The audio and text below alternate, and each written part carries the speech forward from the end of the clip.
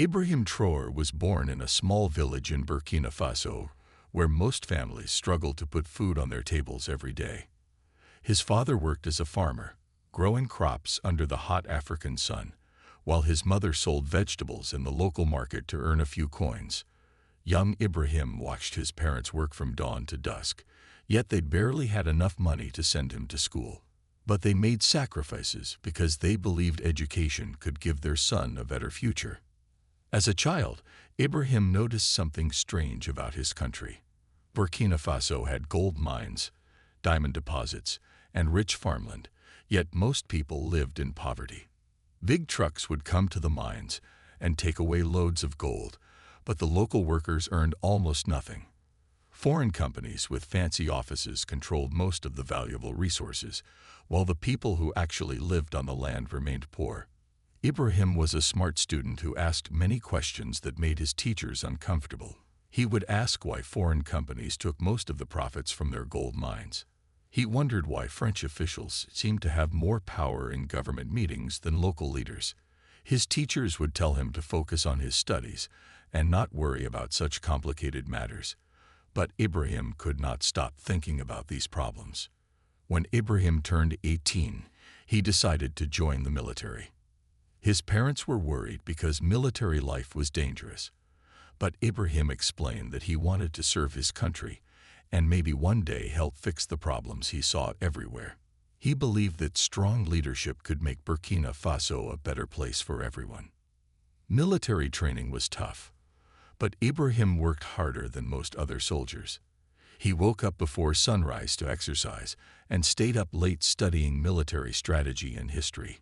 He read books about other African leaders who had fought for their people's freedom and dignity. These stories inspired him to dream of a day when Burkina Faso would truly control its own destiny. Ibrahim quickly earned respect from his fellow soldiers and superior officers. He was brave in difficult situations and always stood up for soldiers who were treated unfairly. When other officers would take bribes or show favoritism, Ibrahim refused to participate in such corruption.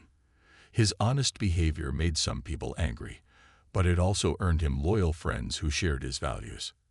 As Ibrahim rose through the military ranks, he learned more about how his country really worked. He discovered that many government officials had secret agreements with foreign companies. French diplomats would visit regularly and make demands that local leaders almost always accepted without question. Ibrahim saw how these foreign officials acted like they owned the country, making decisions that affected millions of people without caring about local needs. The young officer began to understand that his country's poverty was not natural or unavoidable. Burkina Faso had enough resources to provide good lives for all its citizens, but these resources were being taken by outsiders who gave very little back to the people. He realized that previous leaders had been too afraid or too corrupt to challenge this unfair system. Ibrahim made a promise to himself during those early years as a soldier. He promised that if he ever gained enough power and influence, he would fight for his people's rights. He would not bow down to foreign pressure like so many leaders before him. He would make sure that Burkina Faso's wealth benefited the people who actually lived there, not foreign companies and their diplomatic protectors. This promise would guide every decision Ibrahim made as he climbed higher in the military and eventually became one of the most important leaders in his country's history. But he had no idea that his biggest test would come at an airport, where he would have to choose between backing down to international pressure or standing firm for his principles. Captain Ibrahim Traore had been watching the French officials in his country for many months, and what he saw made his blood boil with anger. These foreign diplomats walked around Burkina Faso like they owned every piece of land and every grain of gold dust. They would arrive at government buildings in expensive cars and demand private meetings with local officials.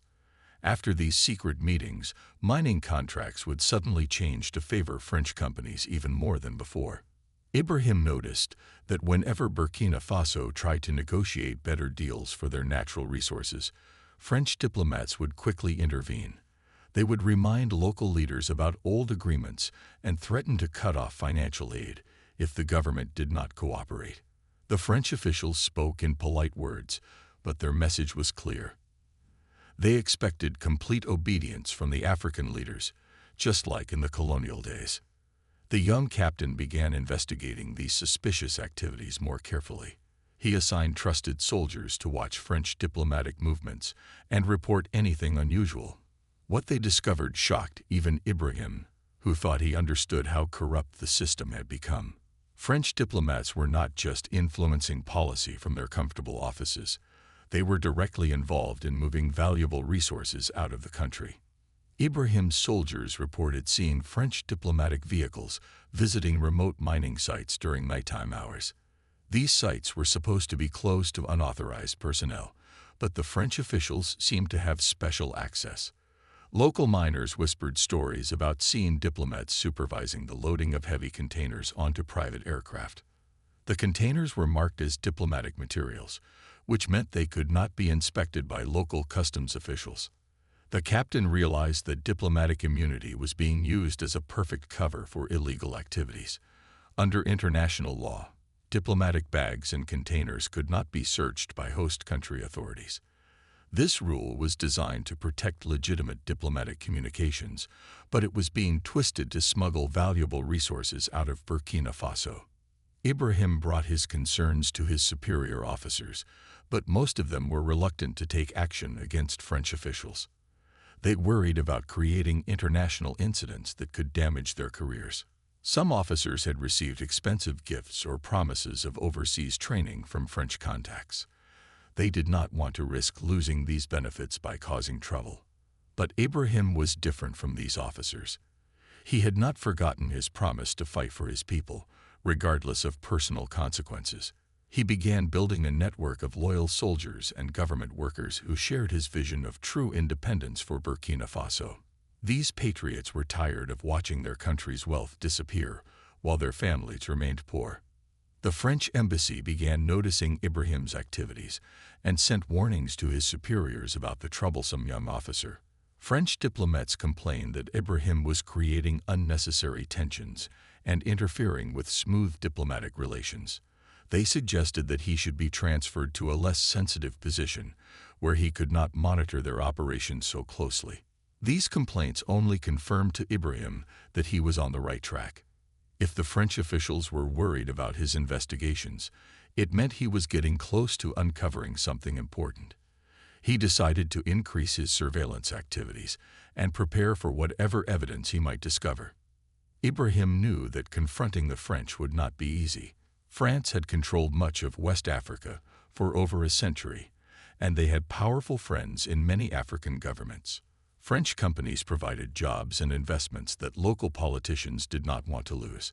The French government could impose economic sanctions or cut diplomatic ties if they became angry enough. But Ibrahim also knew that his country would never be truly free until it stopped allowing foreigners to steal its resources. Every gold bar that left illegally meant less money for schools, hospitals, and infrastructure that his people desperately needed. He was determined to stop this theft, even if it meant challenging one of the world's most powerful nations. It was a hot Tuesday evening when Ibrahim Traore received the phone call that would change everything. His most trusted intelligence officer, Captain Sankara, spoke in urgent whispers over the secure line. The news he shared made Ibrahim's heart race with both excitement and anger. After months of careful watching and waiting, they finally had the breakthrough they needed. Captain Sankara explained that their surveillance team had discovered something huge. A high-ranking French diplomat named Ambassador Michael Dubois was planning to leave Burkina Faso the very next morning. This was not unusual by itself, as diplomats traveled frequently. But what made this trip different was the suspicious activity surrounding his departure preparations. 3 days earlier, their undercover agents had spotted Ambassador Dubois making an unexpected visit to the Essakane gold mine in the northern region of the country. This mine was one of Burkina Faso's largest gold-producing facilities, controlled by a French mining company. Dubois had arrived in an unmarked vehicle with 2 other men wearing expensive suits. They spent several hours at the mine site, far longer than any normal diplomatic visit would require. The mine workers who witnessed this visit reported something very strange.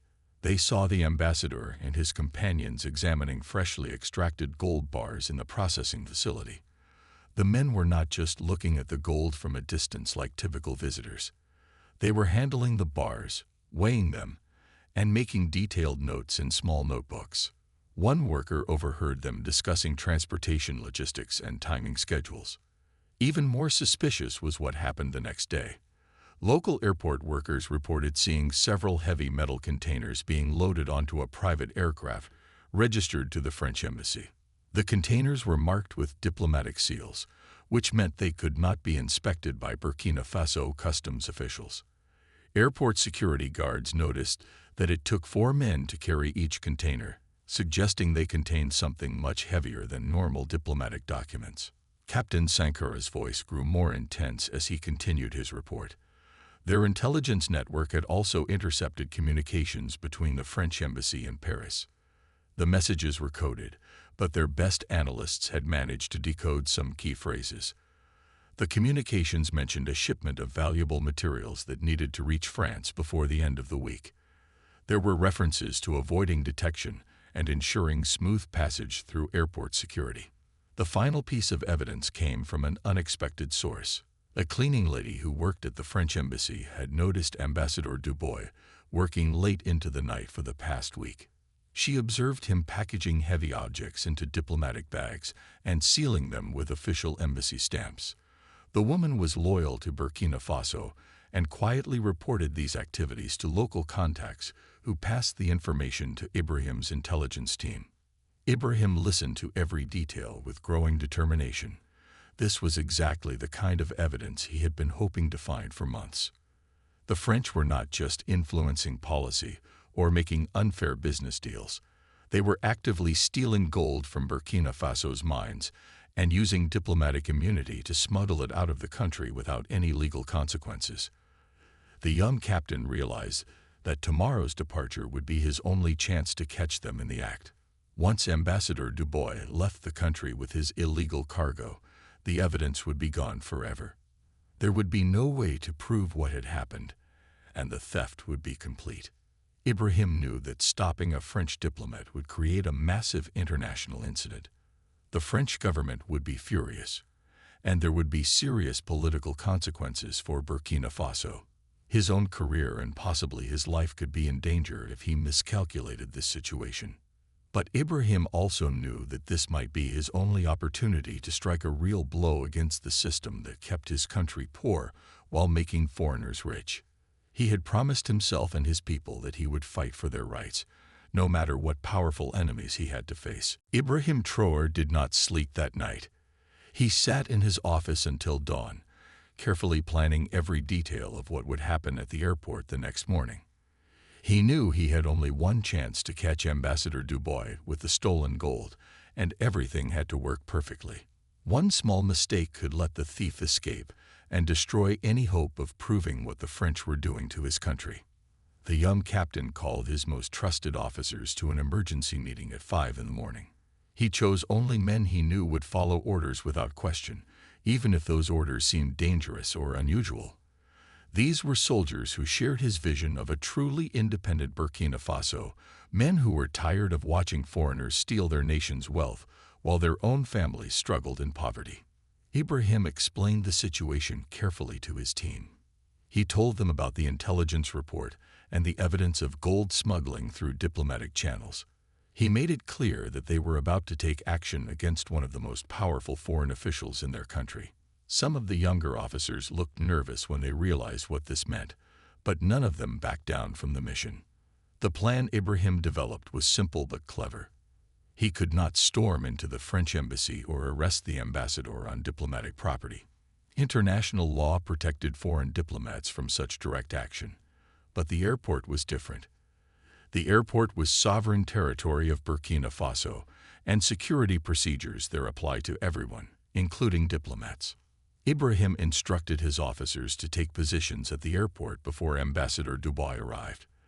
They would wear normal security uniforms and act like regular airport personnel conducting routine checks.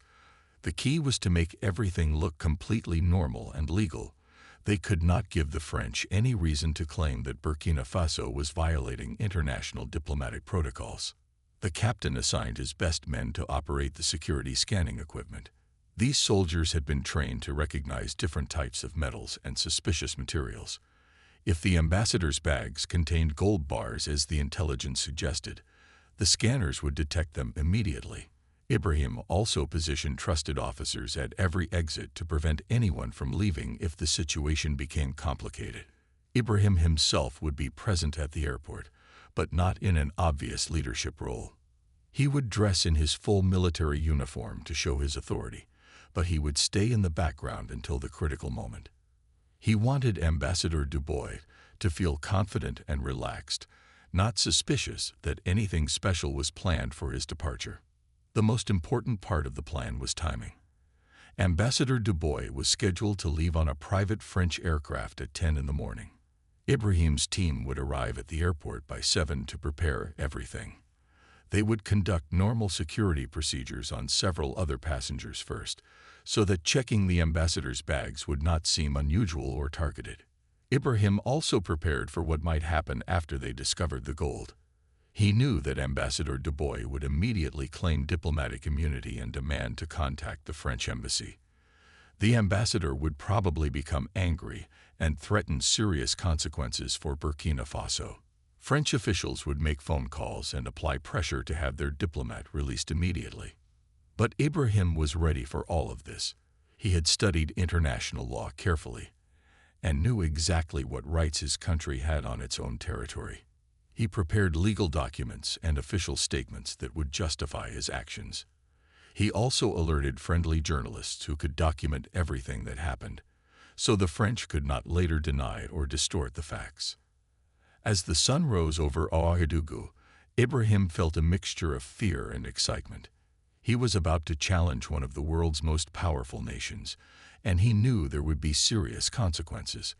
But he also knew that this might be his only chance to strike a real blow for his country's dignity and independence. At exactly 9:30 in the morning, Ambassador Michael Dubois arrived at Ouagadougou Airport in a black diplomatic vehicle.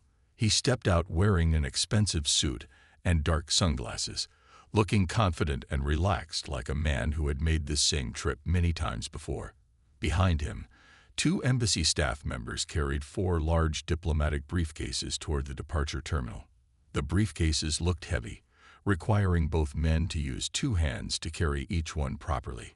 Ibrahim Traore watched from his position near the security checkpoint, his heart beating fast, but his face showing no emotion. He wore his military uniform with all his medals and insignia, making it clear to everyone that he was a high-ranking officer.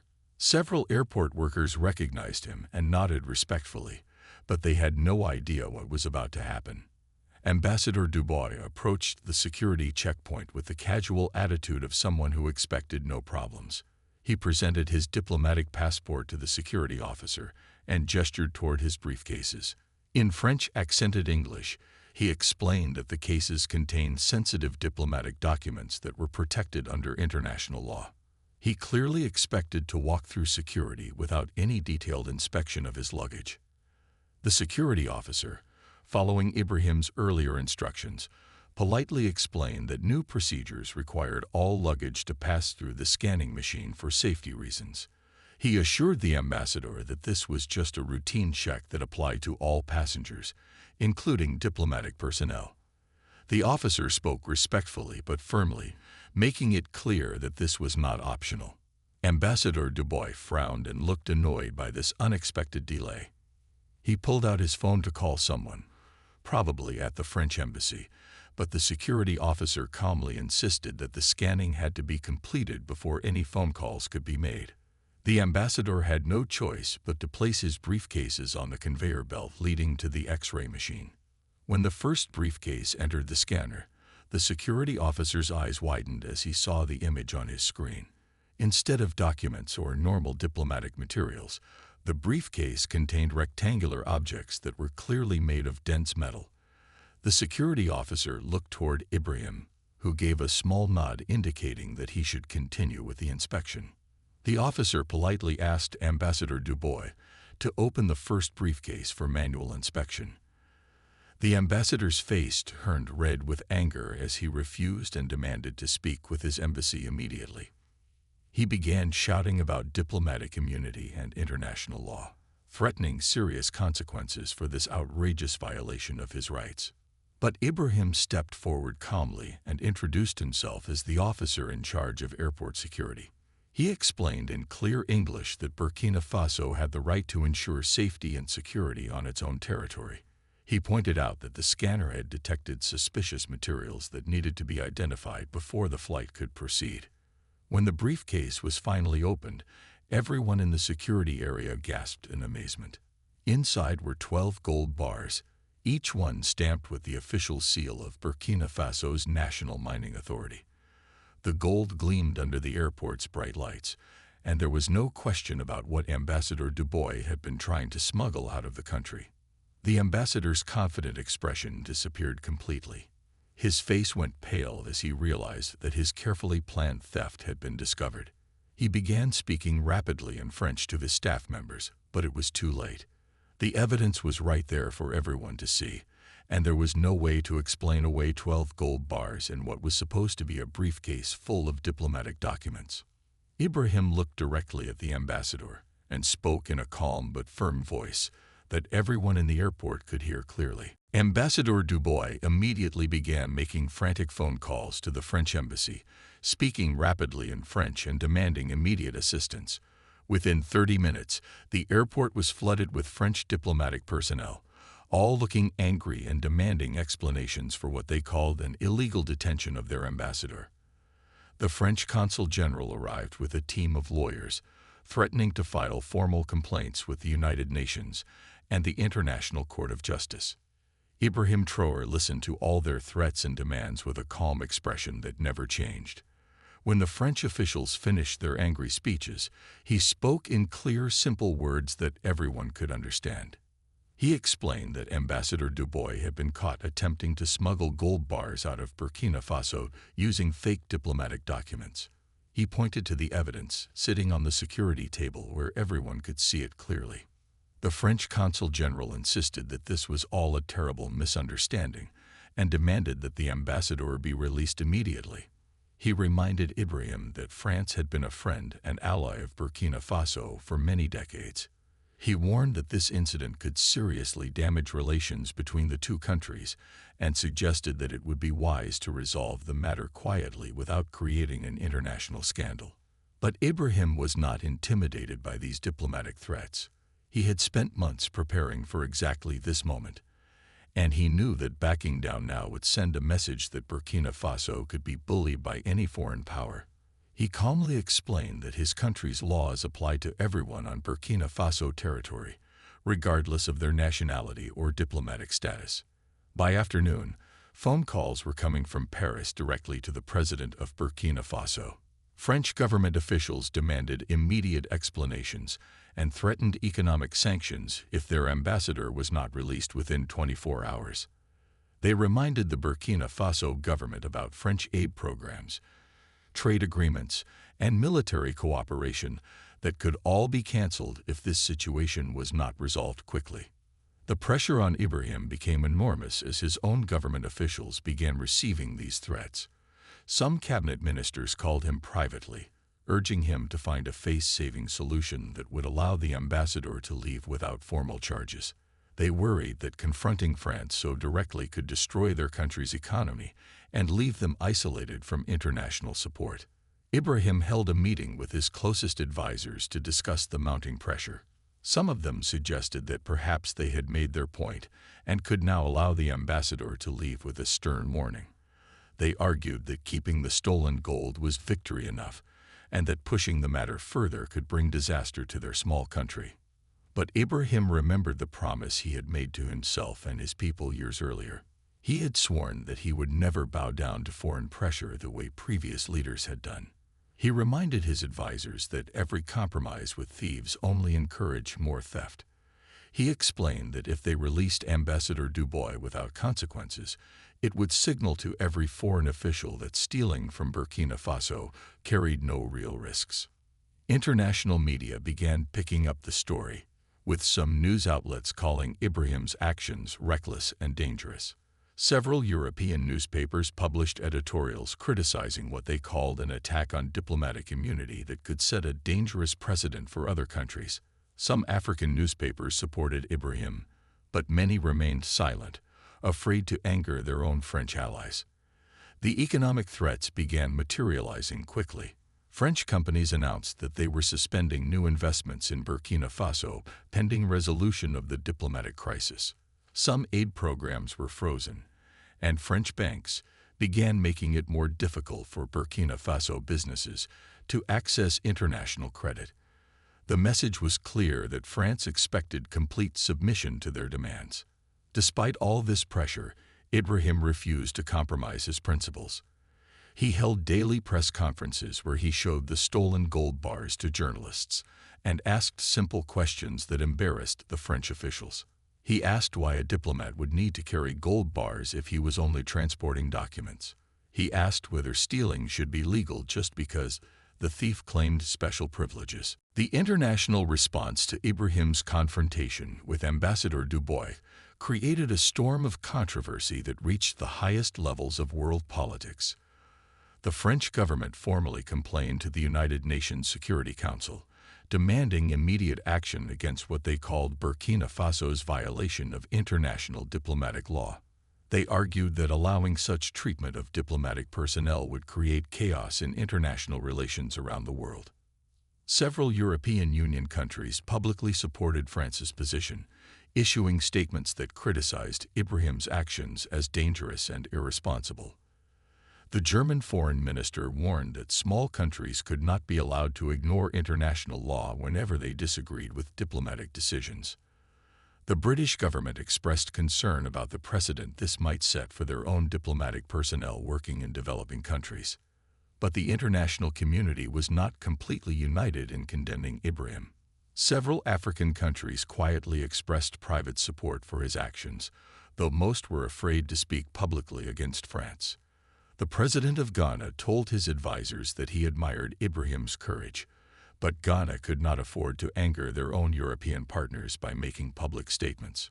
Similar conversations were happening in capital cities across Africa. The United Nations Secretary-General received formal complaints from France demanding immediate intervention to secure Ambassador Dubois' release. French representatives argued that this was not just a bilateral dispute between two countries, but a threat to the entire system of diplomatic immunity that protected international relations. They requested emergency sessions to address what they called a crisis in international law. Economic pressure against Burkina Faso increased dramatically as French allies joined the campaign to force Ibrahim to back down. The European Development Bank announced that it was reviewing all aid programs to Burkina Faso pending resolution of the diplomatic crisis. Several French companies that employed thousands of people in Burkina Faso threatened to close their operations if the situation was not resolved quickly. The World Bank received pressure from major donor countries to suspend loans and development programs for Burkina Faso. French officials argued that a country that could not respect international law should not receive international financial support. They worked behind the scenes to convince other powerful countries to isolate Burkina Faso economically until Ibrahim released their ambassador. Ibrahim's own cabinet was divided about how to respond to this mounting pressure. Several ministers argued that their small country could not survive if it was completely isolated from international support. They pointed out that Burkina Faso depended on foreign aid for many essential services, including healthcare and education. They warned that ordinary citizens would suffer if the confrontation continued much longer. The Minister of Finance presented alarming reports about the economic impact of French retaliation. Foreign currency reserves were dropping as international banks became reluctant to process transactions involving Burkina Faso. Several major construction projects funded by European aid were suspended, leaving thousands of workers unemployed. The cost of imported goods was rising as suppliers demanded cash payments instead of normal credit terms. Some of Ibrahim's closest advisors began suggesting that perhaps they should look for a compromise solution that would allow both sides to claim victory. They proposed that Ambassador Dubois could be released with a formal apology from France and guarantees that such incidents would not happen again.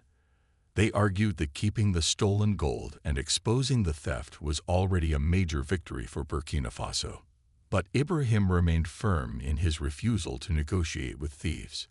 He called a meeting of all government ministers and military commanders to explain his position clearly. He reminded them that Burkina Faso had been independent for decades, but had never truly controlled its own resources because of exactly this kind of foreign pressure. He argued that bowing to French demands now would guarantee that the theft and exploitation would continue forever. Ibrahim told his colleagues that he understood the economic risks they were facing. He acknowledged that standing up to France would be expensive and difficult, but he asked them to consider what kind of country they wanted to leave for their children. He asked whether they wanted to be remembered as leaders who sold their nation's dignity for temporary economic benefits. The young leader made it clear that he was prepared to face whatever consequences came from his decision. He told his advisors that some fights were worth having regardless of the cost, and that this was one of those fights. While international pressure mounted against Ibrahim Traore, something unexpected and powerful began happening in the streets of Burkina Faso. News of the airport confrontation spread like wildfire through villages and cities across the country. For the first time in decades, ordinary people saw one of their leaders standing up to foreign powers that had been taking advantage of them for generations. The story of Ambassador Dubois being caught with stolen gold bars resonated deeply with citizens who had watched foreign companies extract their country's wealth while they remained poor. Market women in Ouagadougou began talking excitedly about how their young leader had finally shown these foreign thieves that Burkina Faso would not be pushed around anymore. Farmers who had seen mining companies destroy their land without compensation felt a surge of pride that someone was finally fighting for their rights. Within days of the airport incident, spontaneous demonstrations began appearing in major cities across the country. Thousands of people gathered in public squares carrying signs that supported Ibrahim and demanded justice for the stolen gold. The crowds were diverse, including young students, market traders, unemployed youth, and even some government workers who attended the rallies after finishing their official duties. The demonstrations were unlike anything Burkina Faso had seen in years. People brought drums and traditional instruments, turning the protests into celebrations of national pride and defiance. They sang songs about independence and freedom, many of which had not been heard since the early days after colonial rule ended. Children who had never shown interest in politics began asking their parents to explain why the Frenchman was trying to steal their gold. Social media exploded with messages of support for Ibrahim from young people across West Africa. Videos of the airport confrontation went viral, with millions of views and shares. Young Africans in other countries began calling Ibrahim a hero who represented a new generation of leaders willing to challenge the old colonial relationships that kept Africa poor and dependent. Gold miners from across the country began traveling to the capital to share their own stories of how foreign companies had cheated them for years. They testified about how mining companies would pay tiny amounts for gold that was worth millions of dollars on international markets. Many miners had never seen the contracts that governed their work, as these deals were negotiated in Paris or other European capitals without any input from the people who actually did the dangerous work of extracting the gold. Religious leaders from different faiths began speaking out in support of Ibrahim's actions. The chief imam of Ouagadougou declared that stopping theft was a religious duty, regardless of who the thief might be.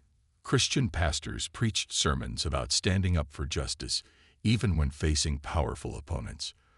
Traditional chiefs who rarely involved themselves in modern politics began making statements supporting the young leader's courage. Women's groups organized their own demonstrations, arguing that foreign exploitation hurt families and communities throughout the country. They pointed out that money stolen from Burkina Faso could have been used to build schools, hospitals, and clean water systems that would benefit mothers and children. Market associations began collecting donations to support the government during the economic pressure campaign being waged by France and its allies. University students organized teach-ins and discussion sessions about colonialism and economic exploitation. Professors who had been afraid to criticize foreign influence openly began giving lectures about how diplomatic immunity was being abused to facilitate theft. Student organizations from other African countries sent messages of solidarity, praising Ibrahim for actions that many of their own leaders were too afraid to take.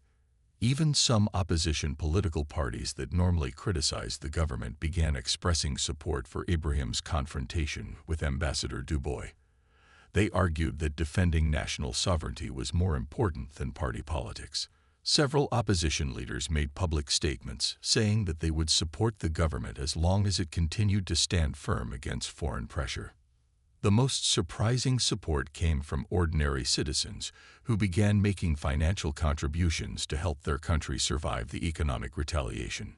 People who earned just a few dollars per day brought small donations to government offices, saying they wanted to help their country remain independent. Farmers donated food to government workers whose salaries had been delayed because of the economic pressure. Small business owners offered free services to show their support for Ibrahim's stand. This groundswell of popular support gave Ibrahim strength that no amount of international pressure could break. He realized that his people were hungry for leaders who would fight for their dignity and rights, even if it meant facing powerful enemies. The overwhelming support from ordinary citizens convinced him that he was fighting the right battle, regardless of what foreign governments and international organizations might say. After 6 months of intense international pressure, economic threats, and diplomatic isolation, Ibrahim Traore remained absolutely firm in his refusal to release Ambassador Dubois without consequences. The French government had tried everything from economic sanctions to threats of military intervention, but the young leader would not compromise his principles or bow to foreign demands. Ibrahim processed Ambassador Dubois through Burkina Faso's legal system exactly like any other person caught stealing from the country. The ambassador was charged with theft of national resources, abuse of diplomatic immunity, and conspiracy to defraud the government. The trial was conducted openly with international observers present, ensuring that everything was done according to proper legal procedures that no one could criticize as unfair or biased. During the trial, evidence was presented showing that Ambassador Dubois had been involved in a systematic scheme to smuggle gold out of Burkina Faso for several years. Bank records revealed that millions of dollars worth of gold had been transported to France using diplomatic channels, with the profits being shared between French officials and corrupt local partners. The scope of the theft was much larger than anyone had initially realized. The international community was forced to confront the uncomfortable truth that diplomatic immunity had been systematically abused to facilitate large-scale resource theft from one of the world's poorest countries. Several other African nations quietly began investigating similar activities by foreign diplomatic personnel in their own countries. The Traore case had opened eyes to a problem that extended far beyond Burkina Faso. As the evidence mounted, some international opinion began shifting in Ibrahim's favor. Human rights organizations published reports documenting the massive scale of resource theft from African countries by foreign companies and officials. Academic researchers began studying what they called the Traore Doctrine, which held that sovereignty included the right to enforce laws against anyone who committed crimes on national territory, regardless of their diplomatic status.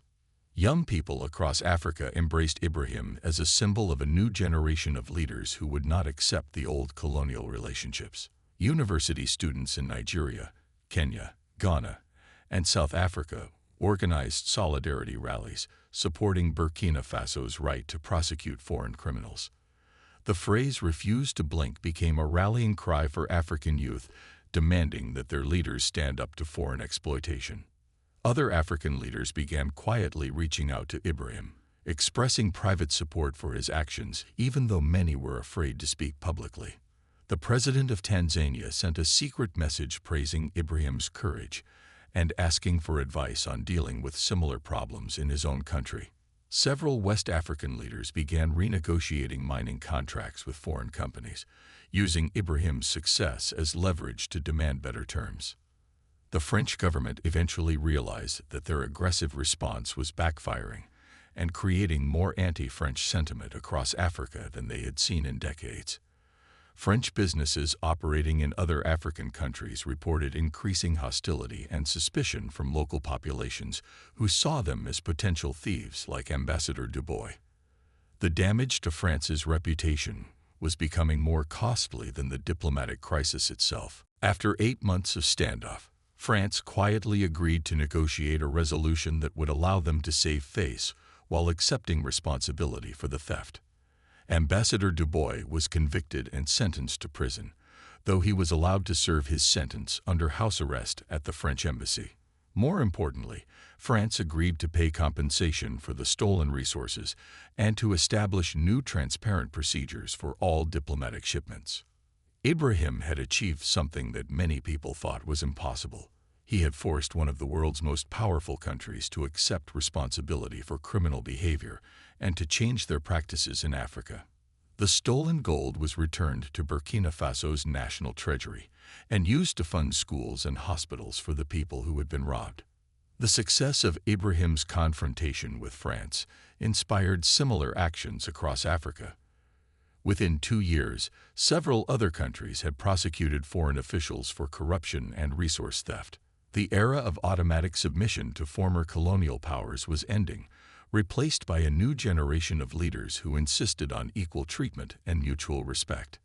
Ibrahim Traore's refusal to blink in the face of overwhelming pressure had changed more than just one diplomatic incident. He had helped spark a movement across Africa toward true independence and dignity. His example showed that even small countries could defend their sovereignty if their leaders had courage and their people provided support. The young captain who had once promised to fight for his people had kept that promise and changed the course of history in the process.